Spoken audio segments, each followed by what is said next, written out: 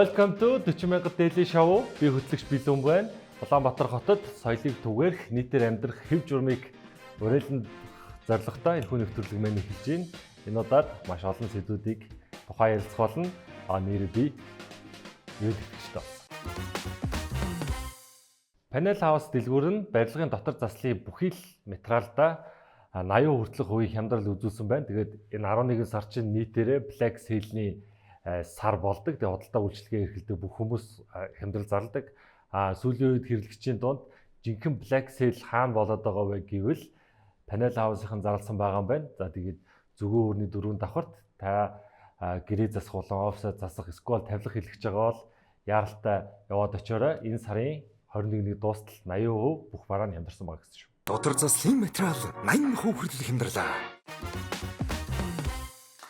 Эхний сэдв нийслэл өөрийн өмчүүдээ авч эхэлжээ. Нямбатар дарга маань маш олон асуудлуудыг ярьж, ерөнхийдөө хийж байгаа ажлынхаа 80% нь бүтлмуутай гэх юм уу, хүмүүний дургу өргөсөн ер нь жоохон бидрийг өдөртөхөд таарамжгүй хүнж гэлээ.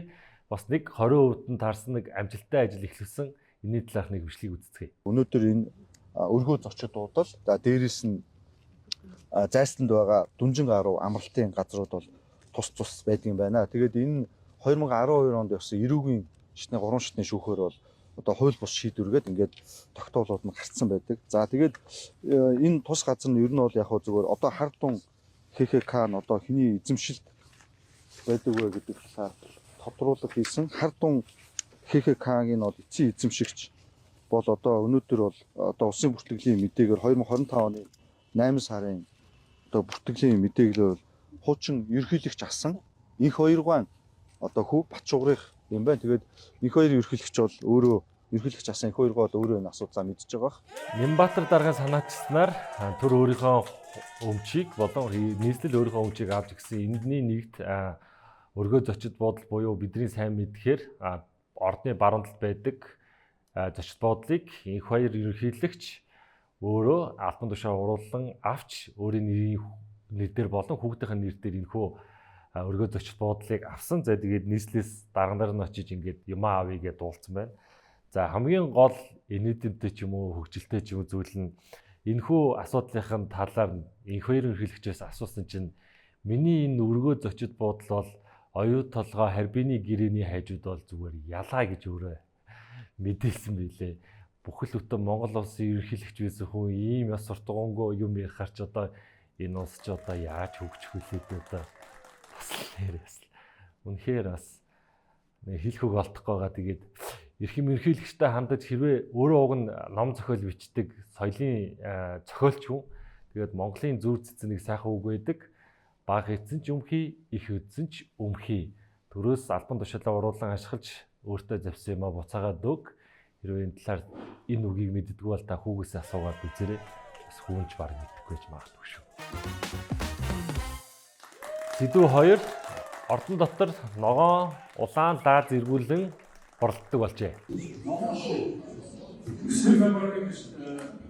Гişүүдээс гарсан дэмжээгөөс сар гарсан улсын хөдөлгөөний гишүүдээ даваасан. За та бүхэн бичлэгийг үзсэн байх. Бичлэгэн дээр Төсвийн байнгын орооны дарга Асуурын га уяг бороо маань өөрийнхөө төсвийг батлуулахын тулд Улсын хурлын хурал дээр улаан ногоон гилаацтай ундаа барьж өөрийнхөө төсвийг болохоор ногоон ундаага өргөж, хүний төсвийг болохоор улаан ундаагаа өргөж, энийг дэмжээрэй, энийг дэмжихгүй байгаарай гэж санал хураалтанд оролцсон байна.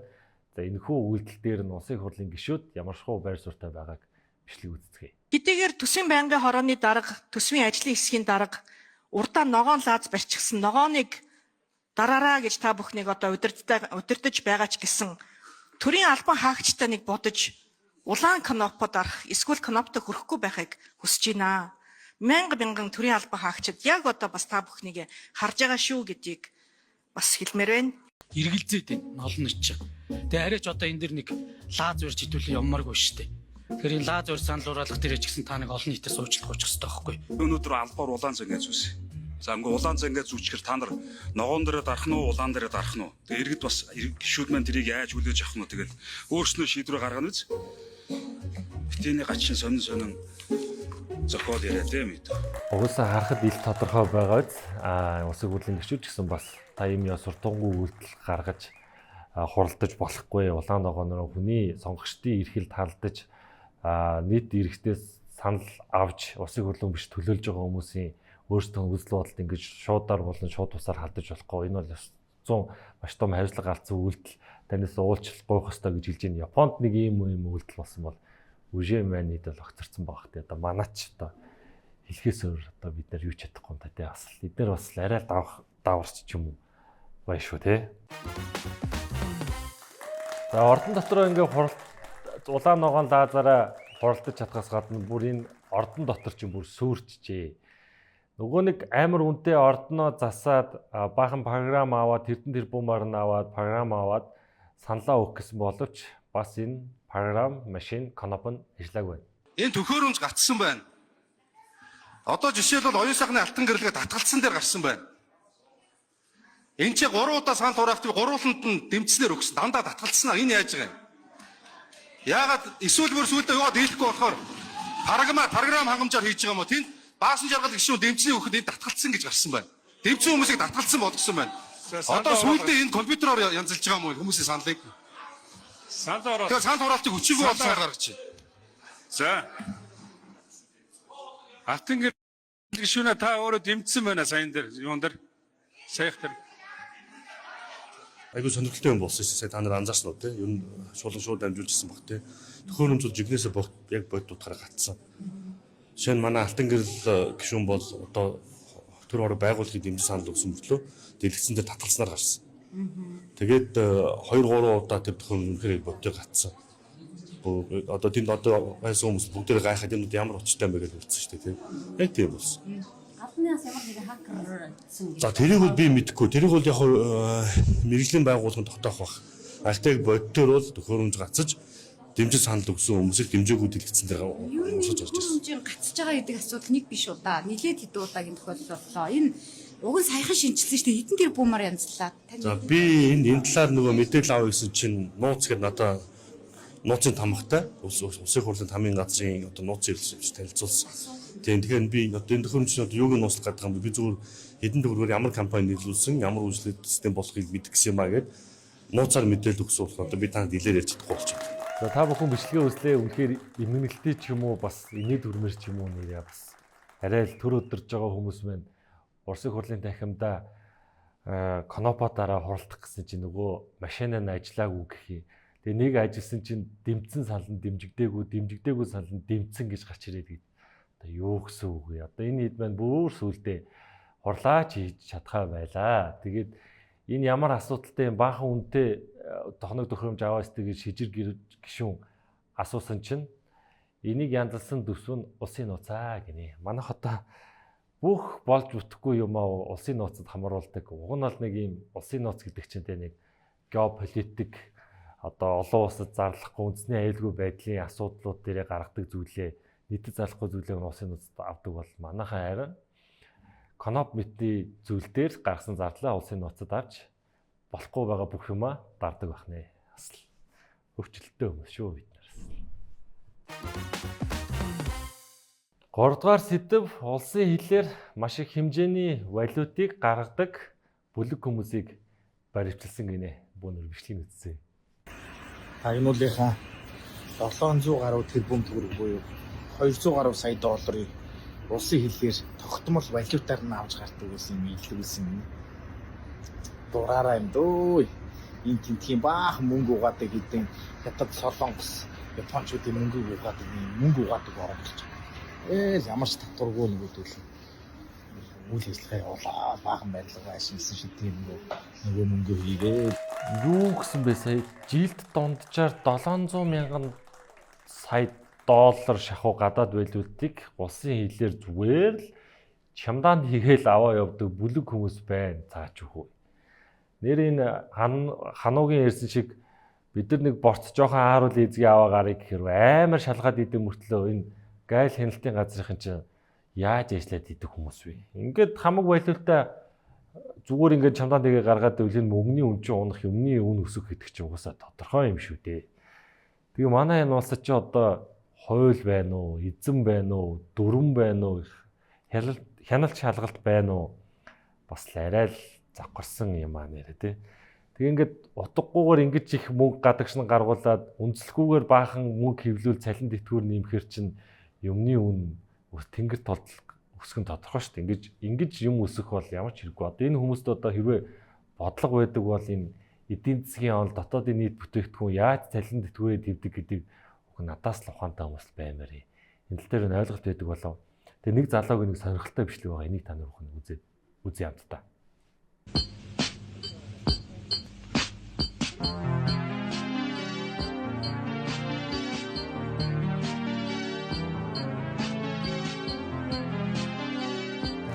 Харж байгаад маш яг ингээ ойлгож үзвэл 7500 төгрөгийн үнэтэй бичээ авахын тулд бид дунджаар 1.1 цаг 50 минут хөдөлмөрлөдөг гэд. Тэгээ бидний хөдөлмөрийг үнэлж байгаа болон юмны үн яаж өссөн байгаа гэдгийг маш ингээд мэдэрцгийц зөвүүнээр харуулж чадсаагаад тэр ингээд эдийн засаг гэдэг чи өөрөө эргэлтэнд орж эрэлт нийлүүлэлт дэс хамааралтайгаар бүрдэж гадаадын валютыг өөрсдийнхөө хийсэн нэмэн үртэг шингэсэн бараа бүтээгдэхүүнээ зарж олж иж олсон мөнгөөрөө эргүүлээд цалин дэтгэврээ нэмэх нь энэ илгүү эдийн засгтаа органик юмны үн инфляц нөлөөлөхгүй байдаг гэдгийг бодвол энэ төрийн бодлого гаргаж байгаа том дарга нар минь мэддэг байлгүй дээ гэж найдаа да. Вэристэ их баяр. За өнгөрсөн 7 хоногт маш сонирхолтой нэг хүнийг бид сошиаллоор маш их хайлаа.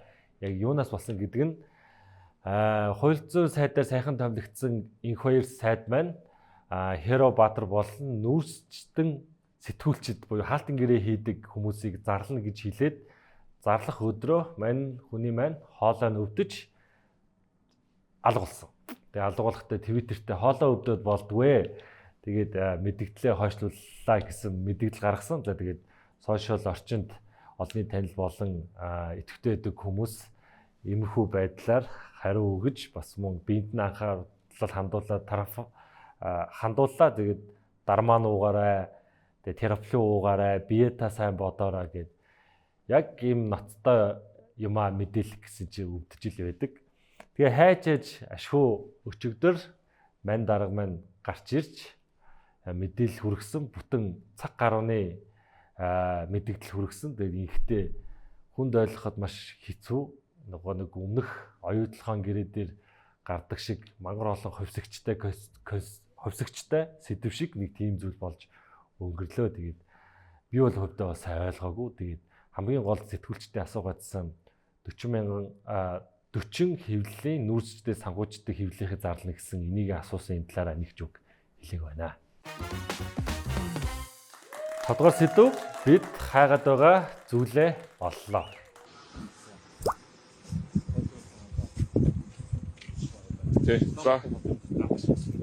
За одоо та бүхэн харж байна тийм ээ. Ингээ Hax Cox манай төлшгөөнд явж байгаа. Ингээ яг өвсөн дөр ингээ доор нь тавиад за дээр ингээ хоёр игнэ өвс тавьцсан. Ингээ нууцсан байдалтайгаар бол ингээ гарч ирж байна. Ингээ хавтаа. Ингээ энэ хідэн юу вэ? Энэ доор нэг байна, ингээ хоёр байна. Ингээ нэг байна. Хоёр игнэ. Нийтдээ хэдэн шууд байсан? Тооцноо манай. Одоо яг энэ хэдэн шуудаа хэд орчим тоон гэдэг нь одоо өсөлтийгээ дагуу хангууд дөрвийн 12 дугаар хорооны байдаг. Одоо бэг танад 24 дугаар зүгтээ одоо авч байгаа. За та бүхэн харсан бид хэдэн зуун их найдаар яригдаг хулгайн нүүрсний хэрэгээ хайгаад олохгүй байсан боловч 5 шуудаа нүүрс авч явж байгаа хүнийг манай хотын дид дарга маань олсон байна. Гэтэ идэх хөгжилтэй юм байгаа. Манай хотын дид дарга маань 61-ний гармын тэр хавцааг Улаанбаатар хотын сонгоныхын дүүрт харьяалагддаг гэдгийг өөрөө мэддэггүй юм шиг үлээ. Тэг хэлээд өгчий. Наа хүн чинь нүүрс авах газар олдохгүй нүүрсийг хайж явж байгаад тэр 61 гарын тэндээс нүүрс аваа гэртээ хайжсан Улаанбаатар хотын иргэн байлээ шүү. Тэгээс орон нутагт гаргаж зарсан юм бол ерөөсөө байхгүй байгаа. Тэг угаасаа ямар ухаантай ч юм уу эсвэл ямар ч ухаан муутай ченж нь Улаанбаатарт олдохгүй байгаа нүүрсийг заавал аваачиж тэр өдөө орон нутагт тээвэр мэвэр хийж зарж байгаа. Зүгээр Улаанбаатартай зархад л хаг бизнес хийхээр угаасаа энэ нүүрс ч олдохгүй байгаа юм билээ шүү дээ. Тэр ингэж ийм худлаа үлгэр даамах шиг юм ер нь яхаа болсон дээр хаа. Энэ бүгд найрамдах хятад ард улс руу нүүрсээ үнгүү зарчаад үнгүү өгчөөд Тэгээд хятадын нэр бүхий үйлдвэрийн хог хаягдлыг өндөр үнээр авч нийслэл төлөвлөж байгаа энэ явдлыг бол би ерөөсөө ойлгохгүй байгаа. Би тэнийг болохоор ойлгохгүй байгаа хэл та.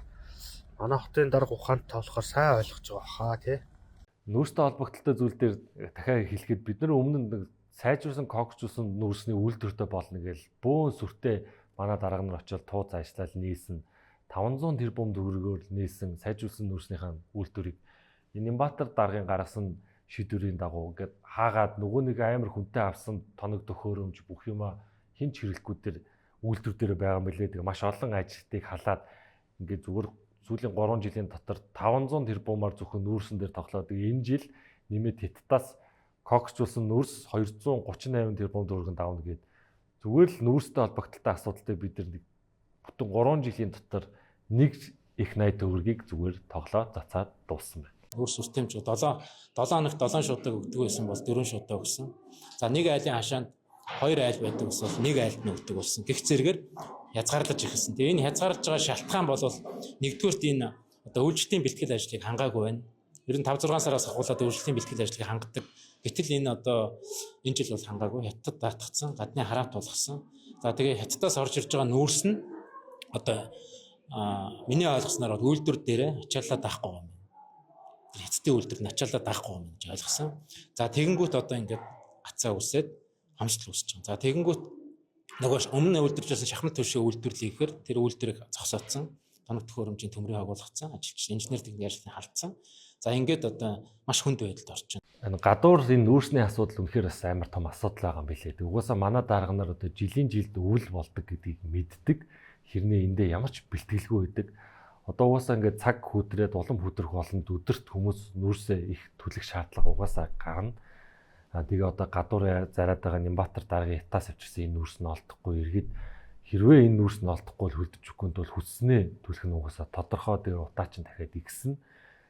Тэгээ газраараа дүүрэн нүүрстэй хөвлөгээр дүүрэн алттай энэ баян орныг ингэтэл нь ядруу хэцүү амьдруулж чадж байгаа бас маш том ухаан шүү те. Бидний өдөрж байгаа хүмүүс бас их л ухаантай хүмүүс шүү. 40 мянга дээдийн шоу үргэлжжээ. За би уг нэвтрүүлгийнхаа төгсгөл дандаа 90 мэдээгээр уг нь дуусгах хичээдэг боловч энэ 7 хоногт тэгж чадахгүй байна. Үзэгчдээс уучлаарай. Өнгөрсөн хэдхэн хоногийн өмнө Норвегийн гүйцэтгэх захирал улмааг орцонд нь утгалсан гэдэг аимшигт мэдээ гарсан. За тэгээ энэ мэдээ гараад аль өчигдөрхөн мэдээлэл бол энэ биеийн байдал нь сайжраад эмнэлэгтэй байгаа юм байлээ. Тэгээ энэхүү мэдээний дээр сошиал орчин дээр үнэхээр бас яг биднийг ямар шүү төвшөнд байгаа ер нь нэгнийхэн талаар ямар шүү бодолтой байдаг гэдэг дээр амар том анализ хийж болохоор байсан. Тэр олон сайтуудын мэдээсэн мэдээний доор хогчин тэгж явахдаа таарсын далдагнаж агаад бацаа ингээд үгүй ийм байл манай Монгол ус хөгжихгүй шүү ах эгч нараа гэж хүсье. Тэр залуу танаас үзэл бодол өөр байж болно. Ер нь энэ дэлхий зөвхөн танд зориулагдаагүй. Энэ дэлхий дээр амьдарч байгаа 7 тэрбум хүнд зориулагдсан. Энэ дэлхий дээрх байгаа хүн болгон танастай адилхан сэтгэж бодох шаардлага байхгүй. Бүгд өөрсдийнхөө үзэл бодол боён сонсдог дуу хөгжим хийдэг ажил хобби гэл бүх зүйлээрээ танаас ялгаатай байж болно. Харин та тэрэн дээр үзэл бодлоор